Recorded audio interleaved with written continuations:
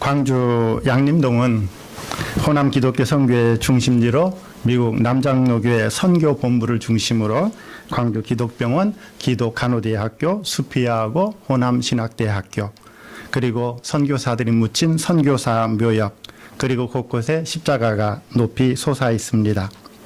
수요 예배에 본 교회에 갈 수 없는 신학생들이 지역의 교회를 순회하면서 예배를 드리곤 합니다. 그런데 학생들이 꼭 가서 예배하고 싶은 교회 중에 하나가 광주 제1교회였습니다. 이 교회는 유진벨 선교사님이 개척한 교회로 호남 기독교 선교회 중심되는 교회입니다.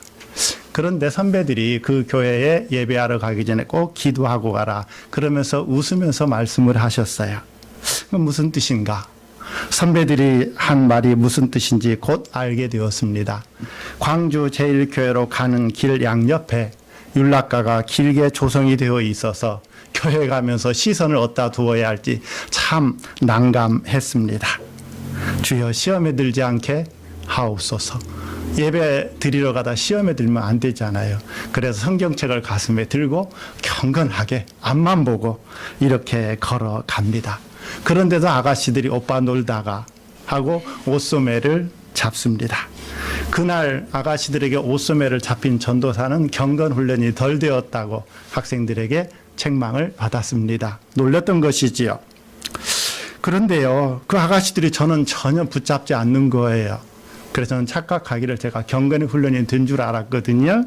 생각해 보니까 그 아가씨들도 머리칼이 별로 없는 사람은 좋아하지 않았던 것 같아요. 그런데 그 윤락 여성 다수가 그 교회 예배에 참석을 했습니다. 그런데 지난 세월을 돌아보니까 그리스도인들이 교회 밖에서 그리고 교회 밖에 있는 그 윤락가에서 시험에 드는 경우보다도 교회 안에서 시험에 드는 경우도 많이 있더라고요. 교회는 진리의 터전입니다. 그러니 어둠의 세력이 교회를 내버려 두겠습니까? 교회 밖보다도 더 많이 교회를 흔들려고 우는 사자처럼 울부짖는 것이지요. 그래서 교회 안에 더 많은 시험거리가 있을 수 있다는 거예요. 어떻게 윤락 여성이 교회에 출석을 할 수 있는가? 말이 되는가? 이런 말이 교회에서 충분히 돌 수 있고 시험이 될 수도 있다는 것이지요. 창세기 본문은 하나님께서 인류에게 주신 첫 번째 금지 조항입니다. 에덴 동산에 하나님께서 선악을 알게 하는 나무를 만들어 놓으시고 먹지 말라 말씀하셨어요. 첫 번째 금지 조항입니다. 그런데 아담과 하와가 선악을 알게 하는 열매를 따먹었습니다. 유혹에 넘어갔습니다. 하나님이 창조하고 하나님이 계시는 에덴 동산에서 이미 선악을 알게 하는 나무 열매를 따먹기도 이전에 가장 강교한 뱀이 있었고 유혹이 있었다는 거예요. 하나님이 계시는 그 에덴 동산에도 유혹은 있었다라는 거예요. 하물며 우리 교회 일수가 예외일 수 있겠는가? 요한복음 본문은 가늠하다 잡혀온 여인을 놓고 바리새인들과 예수님이 맞섰습니다. 바리새인들은 예수를 넘어뜨리려고 계책을 꾸몄던 것이지요. 우리가 알거니와 바리새인들은 하나님의 공동체 밖에 있는 사람들이 아니에요. 하나님의 백성 그 정중앙에서 말씀을 읽고 연구하고 탐구하는 사람들이에요. 그들이 시험하는 자가 되었다는 사실이에요. 오늘 본문을 통해서 우리에게 주시는 하나님의 말씀을 듣고자 합니다. 유대인들 두세 사람들이 모이면 2명이 모이면 3가지 의견이 나오고 3사람이 모이면 5가지 혹은 7가지 의견이 나온다고 합니다. 그들은 자기의 의견을 주장하면서도 혹 내 의견 이외에 다른 가능성이 있는가를 생각한다는 것이지요. 그래서 유대인 공동체 안에서 사형에 해당된다는 사건을 심리할 때는 적어도 한 사람은 처음부터 무죄를 주장하도록 되어 있답니다. 그래서 심리 도중에 무죄를 처음에 주장했던 사람은 절대 자기 의견을 바꿔서는 안 되는 거예요. 끝까지 무죄를 주장해야 돼요. 그런데 처음에 이 사람은 죄가 있다라고 주장했던 사람은 도중에 죄가 없을 수도 있다라고 말할 수 있다는 거예요. 따라서 유대 사회에서 만장일치는 재판 절차상 문제가 있기 때문에 부결된다라는 사실이에요. 이런 전통을 가지게 된 것은 인간이 판단한다는 것이 온전하지 않기 때문이라 그렇게 생각합니다. 사실 옳고 그른 것을 판단한다는 것이 그렇게 만만한 일이 아닙니다. 잘못된 판단은 역사 속에서 무수히 많았습니다. 우리가 알고 있는 소크라테스의 재판, 갈릴레오 재판, 드레프시 재판, 중세교회의 마녀 재판 등등 인간은 무수히 잘못된 판단을 했습니다. 그리고 가야바와 빌라도의 법정이 그 정점에 서 있습니다. 죄 없는 예수에게도 사형을 언도할 수 있는 것, 그게 인간이지요. 힘과 돈, 때로는 어리석음 때문에 인간은 선악을 엉터리로 판단하곤 합니다. 과연 인간이 선악을 구분하는 것이 가능한가 싶기도 합니다. 하나님의 창조는 나눔으로 시작합니다. 빛과 어둠을 나누고 궁창 아래 물과 궁창 위의 물로 나누고 물과 땅을 나누고 심지어 사람도 남자와 여자를 나누고 나서 보기 좋은 세상이 되었습니다. 나누면서 혼돈과 공허가 코스모스가 되었고요. 나누면서 공허가 조화로운 세상이 되었습니다. 그런데 하나님께서 나누지 않은 것이 딱 하나가 있는데 오늘 본문에 나와 있는 선악을 알게 하는 나무입니다. 선과 악은 극대 극이기 때문에 당연히 나누어야지요. 그런데 나누지 않고 한 나무로 만들어서 두셨습니다. 모든 것은 나누면서 심히 보기 좋아하셨는데 우리 생각에는 반드시 나누어야 되는 선과 악은 한 나무로 만들어 놓고 보기 좋다. 그렇게 창조를 완성하셨어요. 대중가요 중에 가장 철학적이고 가장 신학적인 노래가 무엇인지 혹 아시나요? 넌센스 퀴즈 같기도 해요. 이장희 씨가 부른 나는 누구인가가 아닌가 싶어요. 제목부터 좀 철학적이지 않습니까? 나는 누구인가? 인류가 끝없이 던졌던 질문이죠. 나는 누구인가? 이거 알면 철드는 것이지요. 그 인식론 아닙니까? 내가 누구인가 인식하는 것. 이 노래의 구절 이렇게 되어 있습니다. 제가 잘 부르면 한번 불렀으면 좋겠는데 그렇지를 못해요. 나는 물어본다. 용기를 내어 물어본다. 알 수 없는 하나님께 진정으로 물어본다. 나는 누구인가? 내 이름 석자 그대로인가? 창조하신 분에게 심각하게 물어본다. 당신은 누구인가? 좋은 사람이 아닌가? 왜 나를 이 세상에 던져 내팽겨쳐 오갈 바 모르게 하나? 무슨 까닭에 나는 알고 싶다. 전설 속의 에덴 동산의 선악과는 도대체 무슨 이유로 무슨 심보로 치워주질 않았나? 무슨 까닭에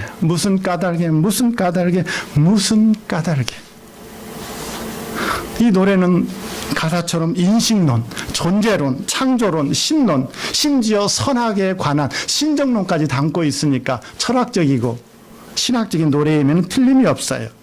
그런데 이 질문 우리도 많이 해보지 않았습니까? 창세기를 읽으면서 참 하나님 심보 괘씸하다. 아니 어떻게 그 좋은 곳에 사람 인류를 죄에 빠뜨릴 수 있는 선악을 알게 하는 나무를 놓을 수가 있는가? 아이들 노는 방에 날카로운 칼을 놓는 부모가 없는데 어떻게 선하신 하나님이 인류를 죄에 빠뜨릴 수 있는 선하게 알게 하는 나무를 동산에 놓았는가? 어찌 사랑의 하나님이라고 말할 수 있겠는가?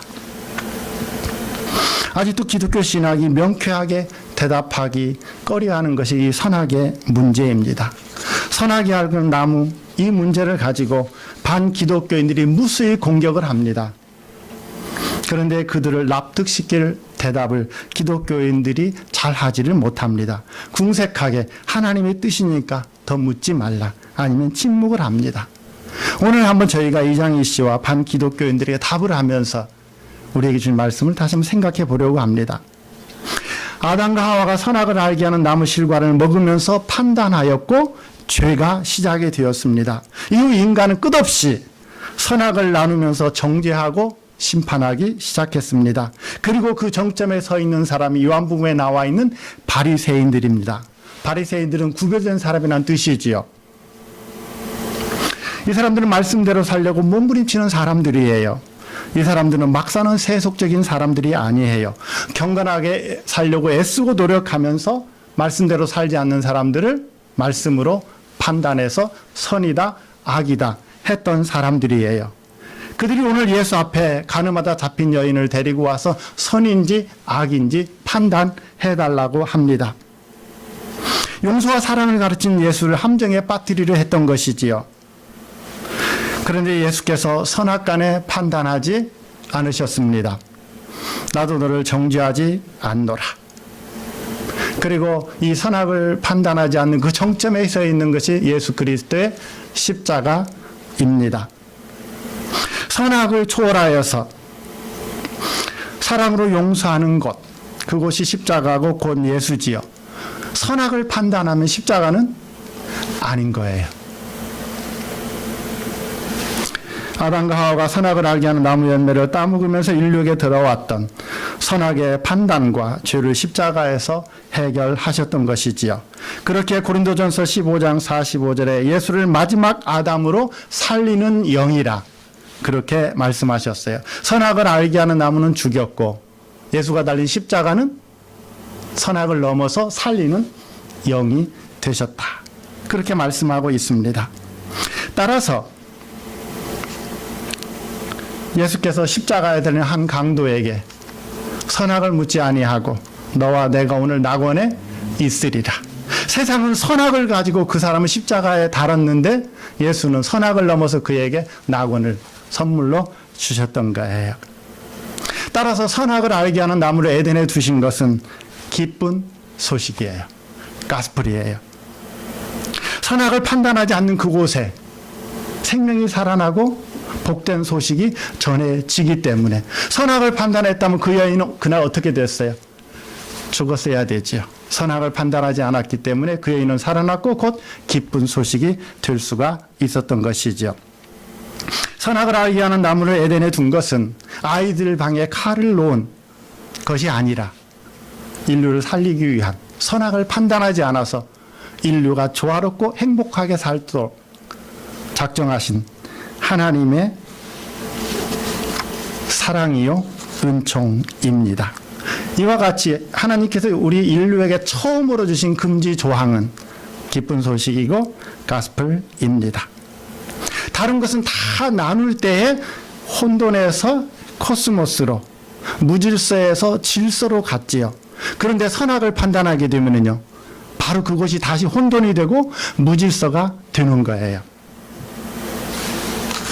선과 악을 나누지 않는 것은 선하고 아름답기 때문에 하나님께서 처음부터 나누지 않고 심히 보기 좋았다. 그렇게 말씀하신 것입니다. 선악을 나누면서 아담은 뼈 중에 뼈라고 고백했던 하와를 바로 저 여자라고 말합니다. 내 몸이었는데 이제는 나와 상관없는 저 여자가 나를 꾀했다라고 판단하기 시작했던 것이지요. 선악을 알게 하는 나무를 에덴에 두신 것은 무슨 심보가 아니라 인류를 향한 하나님의 사랑입니다. 오늘도 교회 안에서 선악을 나누기 시작하면 가시와 엉겅퀴가 있는 신라곤이 되고 맙니다. 여러분 가정에서 남편이 아내를 판단하고 아내가 남편을 선악간에 판단하고 부모가 자식을 잘했다 잘못했다 판단하기 시작하면 그것이 바로 신라곤이 되는 것이지요. 오늘 또 아내를 판단하면 살 중에 살로 보였던 아내가 저 여자로 보이기 시작하는 것이지요. 오늘날에도 교회 안에서 선악을 판단하기 시작하면 그곳은 십자가가 없는 가시덤불, 엉겅퀴가 있는 곳으로 변하고 마는 것입니다. 따라서 하나님의 첫 번째 금지 조항, 선악을 알게 하는 나무 열매를 먹지 말라. 이것은 가스펠, 굿뉴스, 복음입니다. 예수는 예수님의 십자가를 믿는 구원의 공동체지요. 즉 선악을 판단하지 않는 공동체입니다. 그런데 교회 안에서 판단이 들어온다면 그 순간 그것은 이미 십자가가 없는 것이지요. 어머니 저 오늘 교회 가고 싶지 않습니다. 그래도 가야 한다. 어머니 정말 오늘은 교회 가고 싶지 않습니다. 그래도 가야 한다. 너는 그 교회 담임 목사지 않느냐? 좋그지요? 그런데 목사도 인간이기 때문에 교회에서 시험 들어서 교회 가고 싶지 않을 때도 있는 거예요. 도대체 우리 목사님이 왜 그래? 저분은 장로님이신데 왜 교회 예배에 가끔 빠지는가? 저 권사님은 건물이 몇 채나 되고 좋은 차를 타고 다니는데 왜 11조를 하지 않는가? 저 집사님은 건강한데 왜 봉사하지 않는가? 저 성도는 왜 자주 예배에 빠지는가? 도대체 저 장로님은 아들 교육을 어떻게 시켰길래 교회에 와서 저 야단 법석인가? 저 집사님은 한국에서 사기치고 미국으로 도망왔대. 어떻게 교회 중직자가 리퀘스트를 할 수 있는가 등등. 교회 안에서 성서와 교회 법과 사회 윤리를 가지고 판단하기 시작하면 그 교회는 혼돈이요 무질서요 창조 이전으로 돌아가 버리는 거예요. 하나님이 보시기에 심히 기쁘지 않은 곳이 되는 것이지요. 제가 지난 20여 년 동안 상담과 가정사역을 하면서 경험한 것, 부부 갈등, 부모와 자녀의 갈등, 선악을 판단하면서 시작됩니다. 그래서 가정에서 자녀의 관계에서 옳으냐 그르냐, 정상이냐 비정상이냐, 그것 따지면 반드시 그 가정은 혼돈하고 무질서하게 됩니다. 내가 옳고 당신이 틀렸다는데 기분 좋아할 사람은 아무도 없어요. 심지어 한두 살 먹은 아이도 그렇습니다. 사랑하는 성도 여러분, 하나님께서 첫 번째 주신 금지 조항, 즉 선악을 알게 하는 나무는 그것을 따먹지 말라는 하나님의 말씀, 복음입니다. 옳고 그름을 판단하는 건 우리 몫이 아닙니다. 판단하고 싶은 순간에 멈춰서서 기도하십시오. 성도들의 연약함, 부족함, 허물을 이해하고 품어주기 위해서 기도하십시오. 가정에서 배우자의 어리석은 행동, 부족한 행동, 허물이 보일 때에 선악을 넘어서 품을 수 있기를 그 마음 달라고 기도하십시오. 선악간의 판단이 여러분의 가정에 이 교회 안에는 영원히 없기를 축복합니다. 아담의 실수를 되풀이하지 않기를 간절히 소원합니다. 그래서 여러분의 가정과 이 교회에 선악을 초월한 십자가만 우뚝 설 수 있기를 축복합니다. 에덴이 망쳐놓은 것, 그리고 예수님께서 회복시켜 놓은 것, 그 회복이 우리 삶 가운데 매일매일 있기를 축복합니다. 우리 동영상 하나 보겠습니다. 그래, 몸은 좀 어떤가? 견딜만 합니다. 안게.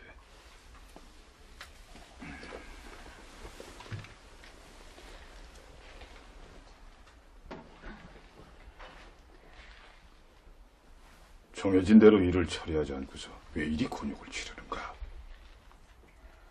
송구스럽습니다. 내 자네의 심정을 이해 못하는 바는 아니네. 하나, 하지만 원칙도 법도 사람을 위한 것이 아닌지요. 죽어가는 사람이 마시는 술까지 금한다면 그것은 사람을 죽이는 법이 아니겠습니까? 아무리 그렇더라도 일단 정해진 원칙은 지켜야 하네.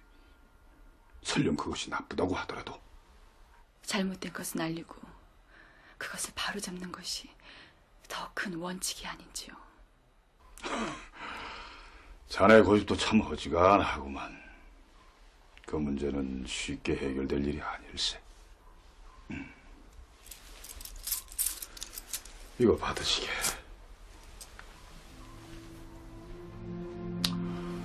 이건 돈이 아니라 상일세. 밀주범을 숨겨주었는데도 용서를 해준다면은 나라의 법이 확립되지 않겠기에 내 낮은 매를 내렸네. 하나, 자넨 의인이야.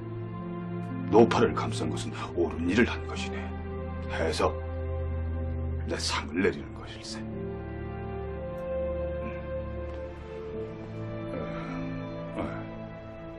그럼 몸조리 잘 하시게.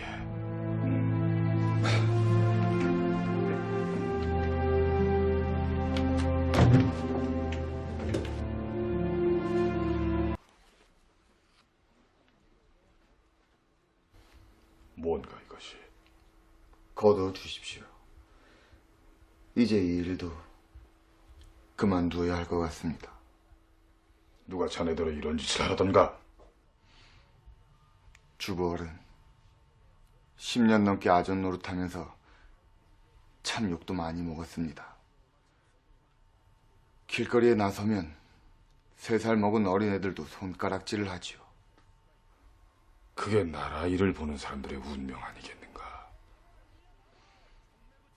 그렇습니다. 그래도 버틸 수 있었던 것은 그래도 우리가 일을 하니까 나라도 유지되고 세상도 굴러간다는 자부심이었지요. 당연하지. 소인도 사람의 자식입니다. 어찌 다른 사람들의 딱한 사정, 아쉬운 형편을 모르겠습니까? 그러나 대를 위해선 모르는 척 해야 했고 엄격한 법을 들이대야 했습니다. 그건 잘못된 일이 아닐세. 잘못된 일도 아니고 누군간 꼭 해야 되는 일이란 것도 잘 압니다. 그렇다면 이걸 도로 집어넣게. 그러나 이젠 지쳤습니다. 자네 지금 나를 일책하는 겐가? 상이면 상, 벌이면 벌 하나를 선택할 것이지. 어째서 김조에게 상과 벌을 함께 줬느냐 이거 아닌가? 어떻게 해야 옳고 어떤 것이 그른 것인지 구분이 잘 안 됩니다. 그것이 바로 우리의 일일세. 수많은 백성들의 생활을 돌보는 일이 어찌 한 가지의 기준으로 완벽할 수 있겠는가? 내 바보 같은 대답을 하나 하지. 자네도 옳고 김조이도 옳아. 다만 이렇게 말하면 나만 틀렸다네. 알겠는가? 1700년대에 송지양의 한문소설 담오전에 나오는 담오 김조이의 이야기입니다. 그런데 너도 맞고 조이도 맞지만 나만 틀렸다고 말하는 그 주부의 말이 진정으로 맞지 않나 싶어요. 황희정승이 그랬다고 하죠. 하인 둘이서 싸우고 있는데 가서 사연을 들어보고 너도 맞다. 너도 맞다. 지나가는 부인이 대감 어떻게 둘 다 맞을 수 있습니까? 그러니까 뭐라고 했을까요? 부인도 맞소. 왜 그랬을까요? 옳고 그름보다는 하인과 아내의 마음을 먼저 생각했던 것이지요. 인생은 선택의 연속입니다. 무엇을 먹을까, 무엇을 입을까, 어떤 직업을 가질까, 어디 가서 무엇을 하며 어떻게 살 것인가. 사르트르는 인생이란 탄생과 죽음 사이에서 선택이다. 그렇게 했다고 하지요. 우리는 눈을 뜨는 순간부터 잠자리에 들 때까지 태어나면서 죽을 때까지 수많은 선택을 하고 그 선택에 대한 책임을 지고 살아야 합니다. 제게 선택이란 단어가 주는 강렬한 이미지는 아주 오래전에 금성 TV 광고였습니다. 아마 어르신들은 기억하실 거예요. 순간의 선택이 10년을 좌우한다. 그때는 TV가 재산 목록 상위에 올랐기 때문에 그럴만도 합니다. 늘 애인 같은 아내. 1993년 드봉 뜨레아 화장품 광고 카피였는데 늘 애인 같은 아내하고 살고 싶지야. 늘 애인 같은 아내냐, 뺑덤 어멍 같은 아내냐 선택이 인생을 많이 좌우합니다. 그런데 혹 이런 선택 잘못됐다고 해도요, 시간이 지나면 해결돼요. 3년만 지나보세요. 다 비슷비슷해져요. 왼수 같은 남편이 설마 하늘까지 따라오겠습니까? 참으면 되지요.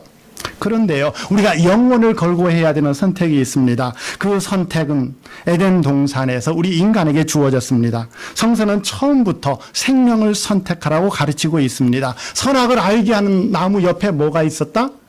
2장 9절 생명나무도 있더라 이렇게 되어 있어요. 다른 나무의 이름 나와 있지 않지만 딱 두 나무, 선악을 알게 하는 나무, 그 옆에 생명나무. 선악을 알게 하는 나무는 금했고 그 옆에 생명나무를 준 이유가 뭐예요? 이거 먹으라. 즉 선악의 판단이 아니라 생명을 늘 선택하라는 뜻이지요. 그런데 아담과 하와는 생명나무를 외면하고 선악을 알게 하는 나무를 선택하면서 죄에 빠졌고 생명을 외면하면서 에덴 동산은 이제 들어갈 수 없는 곳이 되고야 말았습니다. 가인은 시기심에 동생을 죽이는 선택을 했습니다. 노아 시대 사람들은 생명보다는 쾌락, 죽음을 선택을 했습니다. 소돔과 고모라 역시 생명이 아니라 세속적인 즐거움, 쾌락, 죽음의 길을 선택을 했습니다. 오늘날도 진리보다는 쾌락과 돈, 세속적인 욕망을 선택하는 사람들 지금 교회 밖에 있지 않습니까? 예수보다는 돈 몇 푼 더 잠시 즐기는 개인, 쾌락을 선택하는 이들이 있습니다. 더킹이란 영화 주인공은 검사입니다. 그 검사가 학생을 성추행하고 폭행한 체육교사 사건을 맡게 되었습니다. 주인공 검사는 정의감에 불타올라서 그 교사를 반드시 처벌해야 되겠다고 다짐을 했습니다. 그런데 그 체육교사 뒤에 그를 봐주는 더 높은 고위직 검사가 있었습니다. 그 고위직 검사가 불러서 이야기하는 거예요. 이 사건 덮게. 이 사건만 덮으면 당신에게 폼나는 자리를 주겠다. 주인 검사가 처음에는 부조리에 분노했지만 그 유혹을 뿌리치지 못하고 그 사건을 덮었습니다. 그는 성폭행 당한 한 학생의 아픔을 외면했고 대신에 권력과 쾌락을 선택을 했습니다. 이거 흔히 세상에 있는 일이지요. 생명을 선택하는 것은 세속사에서 별로 이득 보는 것이 없거든요. 생명이 아니라 돈과 권력과 명예를 선택하기가 쉽습니다. 그게 대단한 유혹이지요. 우리를 망하게 하는 것들, 선악을 알게 하는 나무처럼 보암직도 하고 먹음직도 하고 지혜롭게 할 만큼 탐스럽기도 합니다. 우리 같이 한번 읽어보겠습니다. 신명기 3장 5절로 16절 말씀입니다. 보라, 제가 읽겠습니다. 괜찮습니다. 보라, 내가 이날에 생명과 복과 또 사망과 화를 내 앞에 두었나니 그런즉 내가 이날 내게 주 내 하나님을 사랑하고 그분의 길을 걸으며 그분의 명령과 법규와 법도를 지킬 것을 명하노라.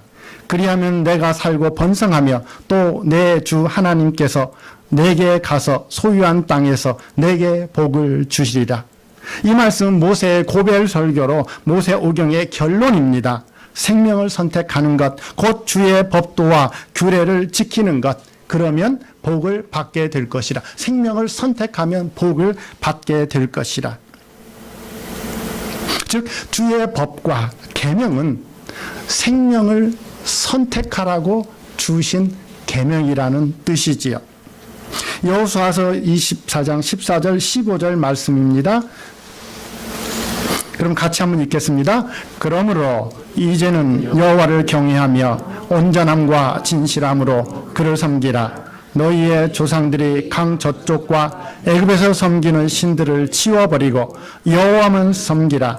만일 여호와를 섬기는 것이 너희에게 좋지 않게 보이거든 너희 조상들이 강 저쪽에서 섬기던 신이든지 또 너희가 거주하는 땅에 있는 아무리 족속의 신이든지 너희가 섬길 자를 오늘 택하라. 오직 나와 내 집은 여호와를 섬기겠노라. 아멘. 성서의 모든 계명들, 이것은 생명을 보호하기 위해서 주신 말씀이에요. 하나님의 계명을 선택하게 되면, 순복하게 되면 나도 모르는 사이에 생명을 살리게 되고 생명을 선택하게 됩니다. 하나님의 아들 예수 그리스도는 성서 속에 있는 계명, 법의 정신을 생명을 선택하는 것이라고 분명하게 말씀하셨습니다. 안식일에 제자들이 이삭을 따먹은 일로 안식일 범에 관해서 논쟁이 있었습니다. 안식일에 이삭을 따먹는 것이 죄인가 아닌가. 그때 예수님께서 안식일의 주인이 사람이라 말씀하셨어요. 즉 안식일에 주신 법의 목적이 사람, 즉 생명을 귀하게 여기는 것이다. 생명을 보호하기 위한 것이다. 예수님은 생명을 선택하셨던 것이죠. 오늘 본문에 나와 있는 간음한 여인, 분명히 간음은 죄지요. 그런데 간음에 대한 계명을 주셨을 그 목적이 뭔가요? 그 계명을 통해서 생명을 보호하고 가정을 지키기 위한 것이었지, 그것 가지고 사람을 죽이는데 목적이 있지는 않았던 것이에요. 예수님은 모든 법을 해석할 때 생명을 살리는 쪽으로, 생명을 보호하는 쪽으로 선택을 했던 것이지요. 그런데 이 생명을 살리는 법을 가지고 사람들을 정죄하고 판단하고 돌을 던지도록 예수에게 요구했던 사람들이 바리새인들이에요. 바리새인들은 법 가지고 사람을 죽이는 쪽으로, 예수님은 법 가지고 사람을 살리는 쪽으로 해석을 했습니다. 그래서 이들은 예수를 올가매려고 법 가지고 예수로 하여금 사람을 죽이는 쪽 선택하도록 이 여인을 어떻게 할 것인가. 그런데 예수님께서는 그 여인을 살리는 쪽으로 해석을 했지요. 사실은 빠져나갈 구멍이 없거든요. 이 여인에 돌을 던지라 그러면 예수님께서 평소에 하셨던 사랑의 말씀이 빛을 잃는 거고, 돌을 던지지 말라 그러면 계명을 어기는 거고, 빠져나갈 길이 없는데 에덴에서 주셨던 지혜로 빠져나갔지요. 죄 없는 자가 먼저 돌로 치라. 가늠한 여인을 돌로 치라는 계명은 생명을 죽이기 위한 게 아니에요. 그 계명을 가지고 가정을 지키고 생명을 살리기 위한 것이었죠. 너무 간단해요. 교통법규. 벌금 뜯기 위한 것인가요? 운전자와 보행자를 보호하기 위한 것인가요? 너무 간단한 거예요. 하물며 하나님께서 주신 계명이 사람을 죽이는 계명일 리는 없지요. 에덴 동산에 하나님께서 생명나무를 주신 뜻이 여기에 있습니다. 선악간에 판단하지 말고 항상 생명을 먼저 바라보라. 생명을 선택하라. 그 말씀이 사람들의 손에 들려있던 돌을 내려놓게 했던 것이죠.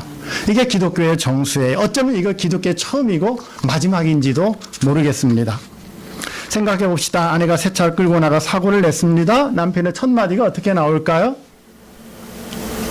새 차를 끌고 나갔으면 조심해야지. 도대체 정신을 어디에 놓고 운전하는 거야? 그 차가 얼마인지 알아? 모기지가 얼마 남았는 줄 알아? 더 험한 남편은 뭐라고 하죠? 머리는 폼으로 달고 다니냐? 남편에게는 아내의 생명보다도 차가 더 중요했던 거예요. 이렇게 말해야죠. 당신 다치지 않았어. 아들이 50점을 받아왔습니다. 어머니의 반응이 처음에 어떻게 나갈까요? 이것도 성적이라고 받아왔니? 엄마 속 터져 죽는 꼴 보려고 그러느냐? 근데 아이가 100점을 맞았어요. 그럼 뭐라고 하죠? 옆집 철수는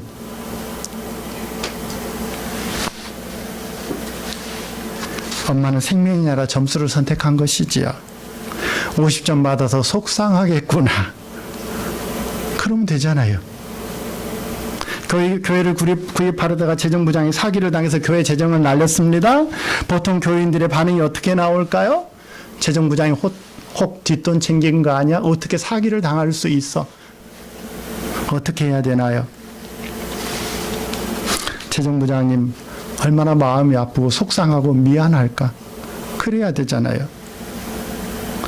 어머니가 가게에 보탬이 되려고 다단계에 뛰어들었다가 돈을 잔뜩 날렸어요. 아이들이 어떻게 반응할까요? 도대체 엄마는 생각이 있는 거야 없는 거야? 뉴스도 안 보고 맨날 연속극만 보니까 그렇잖아. 돈 생각한 거죠. 엄마 속상해하지 마. 돈 걱정하지 마. 없으면 우리가 알바라도 할게. 그게 생명을 선택하는 것이죠. 우리 주변에 이거 너무너무 많은 거예요. 생각해보면 생명이냐 돈이냐 그냥 그 갈등에서 우리 막 헤매요. 가정이 힘들어지는 거, 교회가 힘들어지는 거, 인간관계가 힘들어지는 거 생명이 아니라 다른 것을 선택하기 때문에 그래요.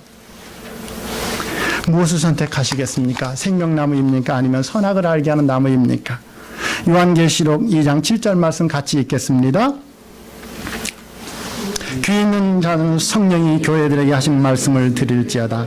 이기는 그에게는 내가 하나님의 낙원에 있는 생명나무의 열매를 주어 먹게 하리라. 아멘. 이게 결론이에요. 에덴 동산에 주셨던 것, 아담과 하와가 이거 먹지 않았던 것, 그래서 오늘 우리도 계속해서 판단하고 심판하고 갈등하고 분열하는 것. 그런데 그리스도로 인하여 이제 판단하지 않으려고 생명을 선택하는 우리에게 에덴에서 먹지 못했던 생명나무의 열매를 먹고 누리게 하시리라. 아멘. 사랑하는 성도 여러분, 우리 앞에는 늘 생명나무와 선악을 알게 하는 나무가 있습니다.